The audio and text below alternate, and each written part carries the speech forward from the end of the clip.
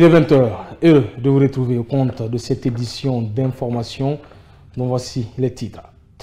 8 mois, dont 7 mois assortis de sursis et le paiement d'une amende d'1 million chacun. C'est le paiement écopé par Diéné Diaby et Ibrahima Tawel Camara. C'est des commissaires de la Haute Autorité de la Communication après une sortie malencontreuse lors d'une mission de monitoring à Kankan ont été poursuivis pour des faits de diffamation à l'encontre du chef de l'État. Fin des épreuves du brevet d'études du premier cycle ce jeudi en Guinée. Ils sont au total 172 199 candidats, dont 45% de filles à composer pour cette année. Plusieurs cas d'anomalie ont été détectés au cours de ces 5 jours d'examen.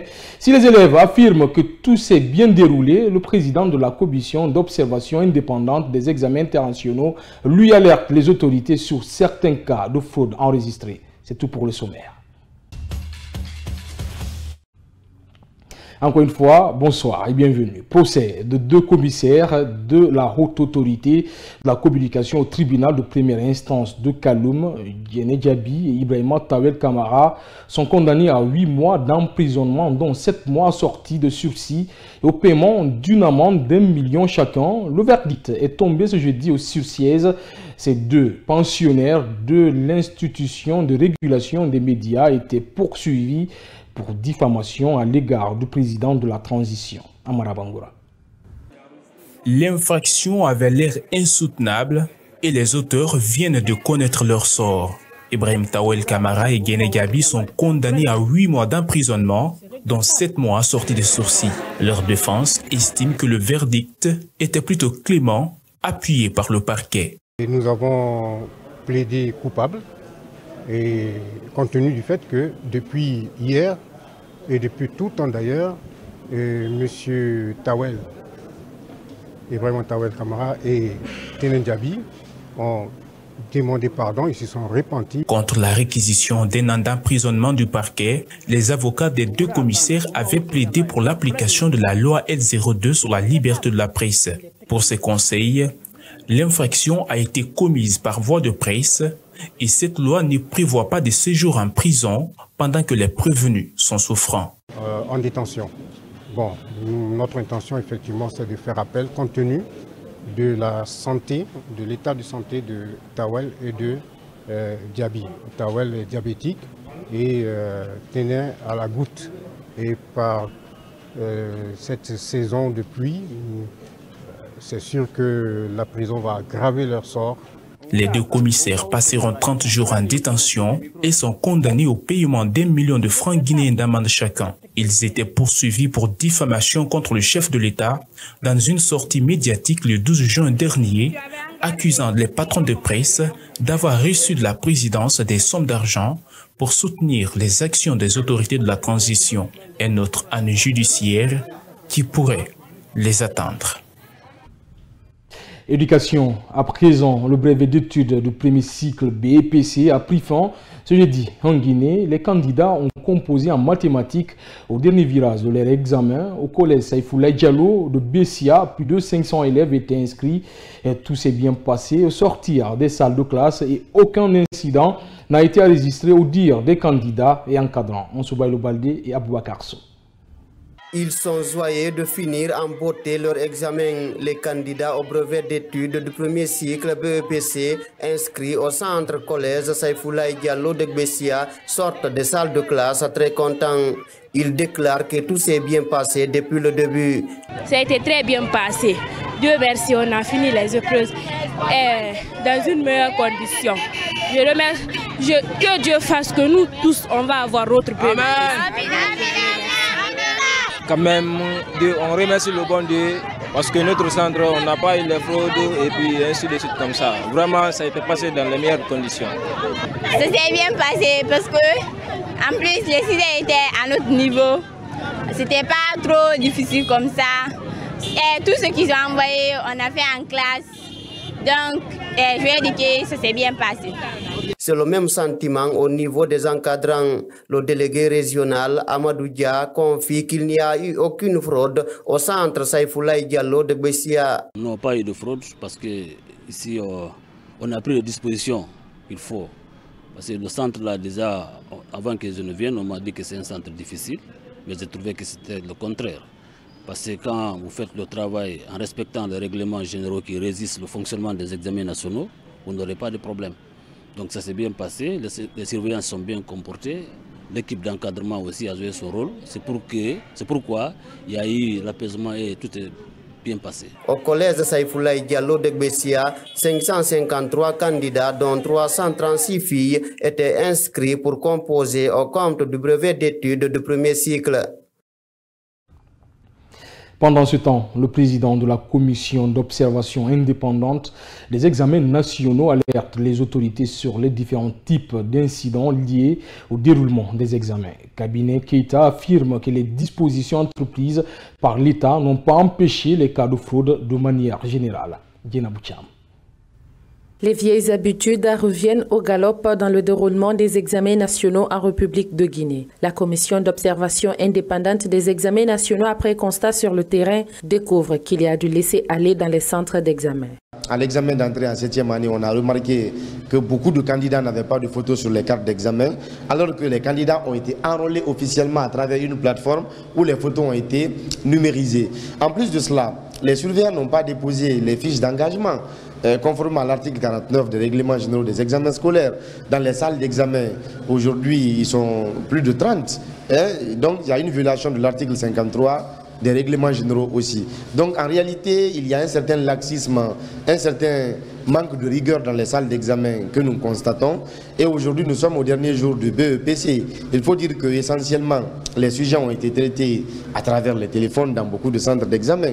Et déjà, les groupes WhatsApp ont été créés à cet effet. Moyennant de l'argent, les candidats ont été inscrits et les autorités n'ont jusqu'à présent pas pu arrêter, n'est-ce pas, un seul administrateur de ces groupes WhatsApp-là. Cabinet Keita dénonce des failles à tous les niveaux puisque la répartition des candidats dans les centres d'examen n'est pas conforme au règlement. Et je dois aussi préciser qu'il y a une répartition inégale des candidats dans les centres d'examen. Parce que normalement, si vous avez par exemple 10 candidats, vous avez droit au moins à 10 centres d'examen. Ou à la limite 8 ou 9 centres d'examen. Mais nous avons une école dans la DC de Dixine par exemple, qui a 156 candidats repartis en 2 centres d'examen. Dans sa lutte contre les fraudes aux examens, le président de la SEG, Icône, demande l'ouverture des actions judiciaires afin de punir les fraudeurs. Le ministre a déjà reçu, par exemple, sur la question des doublons, un document de renseignement émanant de la commission d'observation indépendante, ce qui devrait vraiment leur permettre d'agir efficacement. Et nous sommes en train aujourd'hui de retracer tous ces groupes WhatsApp dont nous avons connaissance de leur existence pour informer à la fois le MEPUA et le procureur général pour que des actions judiciaires soient évidemment enclenchées et que ces gens-là soient sanctionnés parce que le code pénal prévoit ces types d'infractions qui doivent être franchement sanctionnés. Avec 6 ans d'expérience d'observation des examens, Cabinet Keita trouve que l'ONG qu'il préside est fondée de pouvoir pour porter un regard extérieur sur le déroulement des examens pour améliorer le système éducatif guinéen.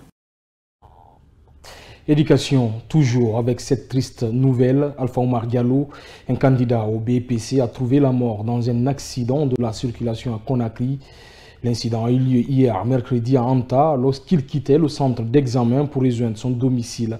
Selon les informations, l'élève et certains de ses collègues tentaient de s'embarquer dans une camionnette avant de tomber sur le pneu du véhicule qui a marché sur son cou. Ansouba El Baldé et Aboubakar Sow sont rendus au domicile familial du défunt. Suivez les reportages. Alpha Oumar Diallo était dans une mauvaise position lorsqu'il est tombé sous le véhicule. C'est ainsi que la camionnette a marché sur son cou et mort s'en est suivi, selon les explications de son directeur d'école. Alseni Fofana revient sur les circonstances de l'accident. Comme ses amis étaient dans la camionnette, il a voulu aussi monter. En montant, peut-être par inattention du conducteur, il a démarré la voiture, la camionnette. C'est là-bas, la camionnette a bougé, l'enfant est tombé. Et ce sont les pneus de derrière qui ont marché sur le cou de l'enfant. C'est là-bas, sur place, il a rendu l'âme.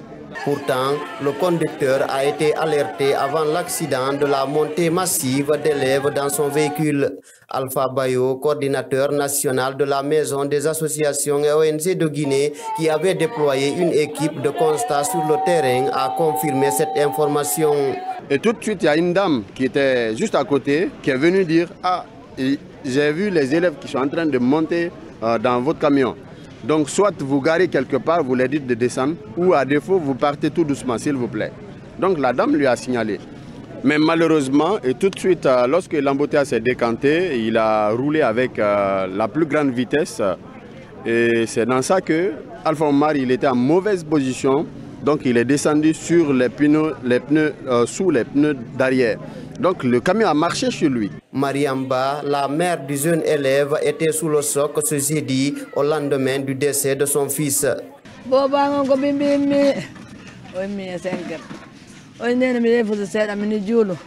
enfant s'est levé tôt le matin.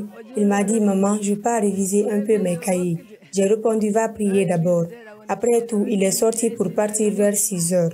Ainsi, il vient me demander le transport, mais je n'avais rien. Je lui ai dit de prendre dans son argent pour que je puisse rembourser après son retour. C'est ainsi qu'on s'est séparés et le soir, on m'informe qu'il est mort. Alpha Omar Diallo, habitant de Dar es Salaam, avait son centre d'examen jusqu'à Anta. Avec la distance qu'il parcourait, son responsable d'école interpelle l'État à revoir l'organisation des examens nationaux concernant le déplacement des candidats. La COFIG CPCD, en collaboration avec CAR International, a lancé un atelier de formation de 2 jours sur le leadership féminin. Dans la matinée de ce jeudi à Conakry, les participantes sont venues de plusieurs partis politiques et des organisations de la société civile guinéenne. L'objectif est de faire participer les femmes au développement et au maintien de la quiétude sociale en Guinée. Mamatanoua. Ces femmes, issues des formations politiques et de la société civile, viennent des communes de la capitale et de la ville de Bokeh. Pendant 2 jours, elles vont suivre des formations en leadership féminin pour pouvoir participer pleinement au développement du pays, mais aussi au maintien de la paix en Guinée. C'est une initiative de la coalition des femmes et filles de Guinée pour le dialogue, la consolidation de la paix et le développement. La COFIG-DCPD va faire cette formation afin que le leadership, les initiatives d'autonomisation financière et de protection des filles et des femmes permettent de développer leur confiance en elles-mêmes et accroître leur sécurité afin qu'elles puissent s'affirmer comme des actrices clés de la consolidation de la paix.